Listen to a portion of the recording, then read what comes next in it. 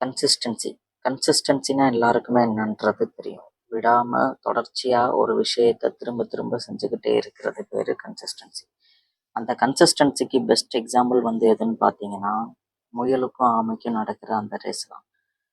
அந்த ரேஸில் முயல் என்ன பண்ணும், கொஞ்சம் தூரம் ஓடும், ஸ்டாப் ஆகும், திரும்ப கொஞ்சம் தூரம் ஓடும், அந்த வின்னிங் லைனுக்கு பக்கத்தில் போய் ஸ்டாப் ஆகி நின்றும். ஆனால் ஆமை என்ன பண்ணும், எங்கேயுமே நிற்காது, எங்கேயும் டிஸ்ட்ராக்ஷன் ஆகாது, கன்சிஸ்டன்ஸாக நடந்துக்கிட்டே இருக்கும்.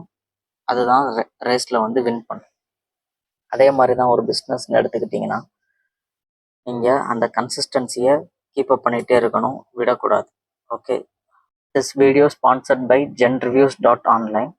இது genreviews.online அப்படின்றது வந்து ஒரு ரிவ்யூ போர்ட்டல் சைட் தான். இது ஏதாவது ப்ராடக்ட் நீங்கள் வாங்க போகிறீங்க அப்படின்னா அந்த ப்ராடக்ட்டுக்கான ரிவ்யூ வந்து இந்த வெப்சைட்டில் போய் நீங்கள் செக் பண்ணிக்கலாம். அந்த வெப்சைட்டோட லிங்க் வந்து டிஸ்கிரிப்ஷனில் கொடுக்குறேன். ஸோ நீங்கள் ஏதாவது ப்ராடக்ட் வாங்க போகிறீங்கன்னா பிஃபோர் இந்த வெப்சைட்டில் செக் பண்ணிவிட்டு வாங்குங்க. அந்த ப்ராடக்ட்டுக்கு உண்டான டிஸ்கிரிப்ஷனாக இருக்கட்டும், அந்த ப்ராடக்ட்டுக்கு உண்டான ரிவ்யூவாக இருக்கட்டும், எல்லாமே எலாபரேட்டாக நீட்டாக கொடுத்துருப்பாங்க. நம்ம டாபிக் உள்ள போகலாம். அந்த கன்சிஸ்டன்சின்றது நம்ம பிஸ்னஸ்லேயும் சரி, நம்ம லைஃப்லேயும் சரி ரொம்ப ரொம்ப இம்பார்ட்டண்டான ஒரு விஷயம். ஸோ கீப் ஆன் ட்ரை பண்ணிகிட்டே இருங்க, கன்சிஸ்டண்ட்டாக ட்ரை பண்ணிட்டே இருங்க. கண்டிப்பாக ஒரு நாள் சக்ஸஸ் கண்டிப்பாக கிடைக்கும். இப்போது நம்ம ஒரு பிஸ்னஸ் எப்படி ஸ்டார்ட் பண்ணுறது, அதுக்கு என்னென்னலாம் ஸ்டெப்ஸ் இருக்குது அப்படின்றத ஸ்டெப் பை ஸ்டெப்பாக பார்த்துட்டு வரோம். அதில் வந்து நம்ம இன்றைக்கி பார்க்க போகிற டாபிக் வந்து ரிஜிஸ்டர் யுவர் பிஸ்னஸ். நம்ம பிஸ்னஸை எப்படி ரிஜிஸ்டர் பண்ணுறது, ரிஜிஸ்டர் பண்ணுறதுக்கு என்னென்ன டைப்ஸ் இருக்குது அப்படின்றத பற்றி தான் பார்க்க போகிறோம். இதில் ஃபஸ்ட் ஒன் வந்து சூஸ் எ பிஸ்னஸ் ஸ்ட்ரக்சர். நம்ம லாஸ்ட்டு ஸ்டெப் பை ஸ்டெப்பில் பார்த்துட்டே வந்திருக்கோம். நம்ம ஒரு பிஸ்னஸ் பிளான் எப்படி பண்ணுறது, அதோட ஸ்ட்ரக்சர் எப்படி கொண்டு வர்றது, அண்ட் தென் பிஸ்னஸ் நேம் எப்படி சூஸ் பண்ணுறதெல்லாம் பார்த்துருப்போம். ஃபஸ்ட்டு 2 ஸ்டெப்பு அதை பற்றினது தான்.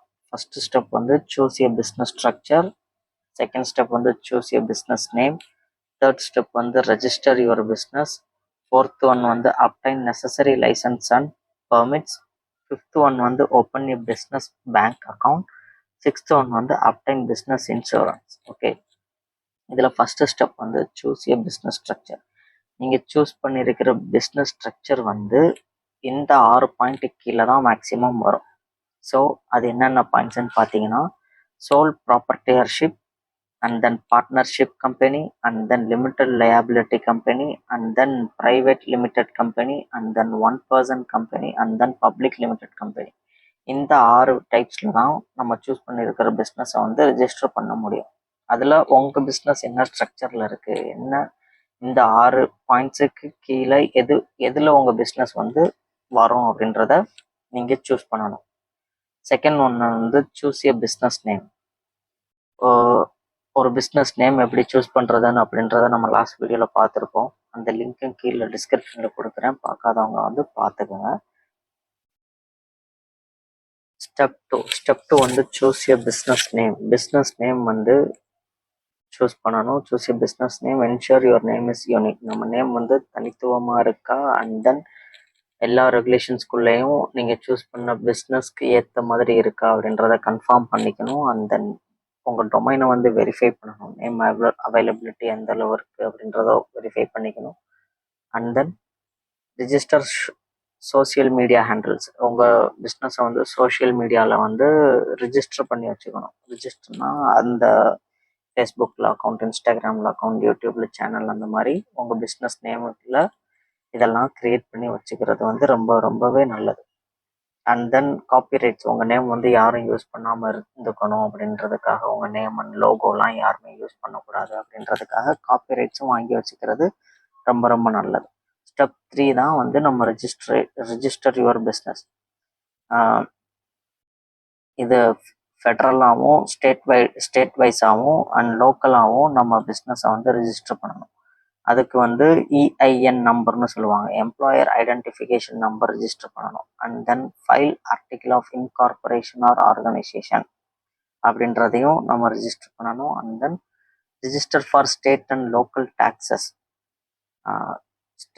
ஸ்டேட் அண்ட் லோக்கல் டேக்ஸஸ்க்கு வந்து நம்ம ரிஜிஸ்டர் பண்ணோம். அதாவது ஜிஎஸ்டி வந்து central government GST, and then state government GST வந்து நம்ம ரிஜிஸ்டர் பண்ணி வச்சுக்கணும். And then obtain business licence and permits.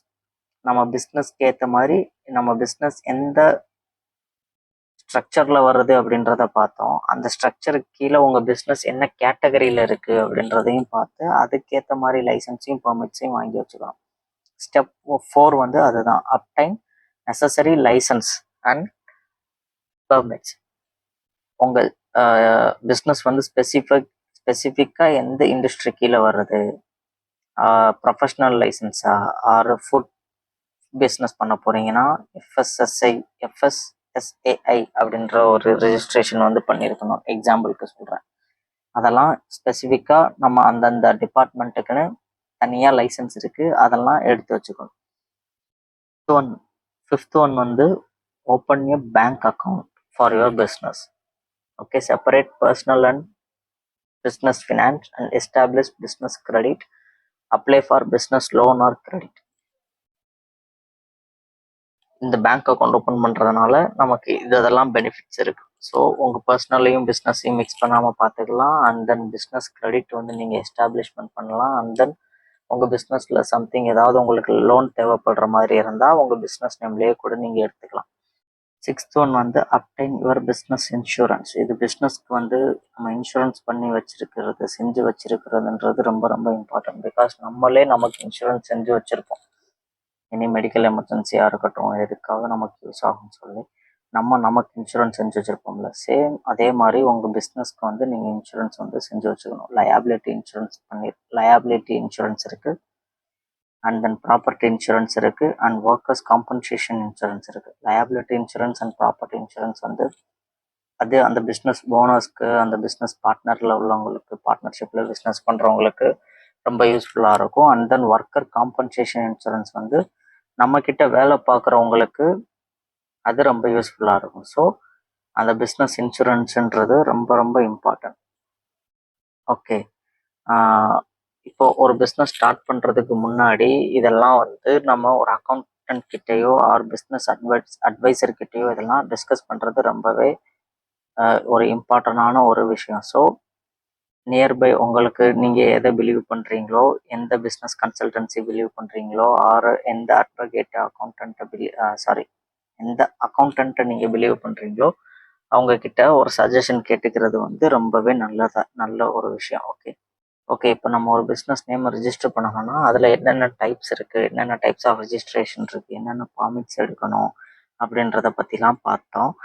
இது உங்களுக்கு யூஸ்ஃபுல்லாக இருந்திருக்கும்னு நினைக்கிறேன். இதே மாதிரி நெக்ஸ்ட் ஒரு டாப்பிக்கில் உங்களை மீட் பண்ணுறேன். தேங்க்யூ.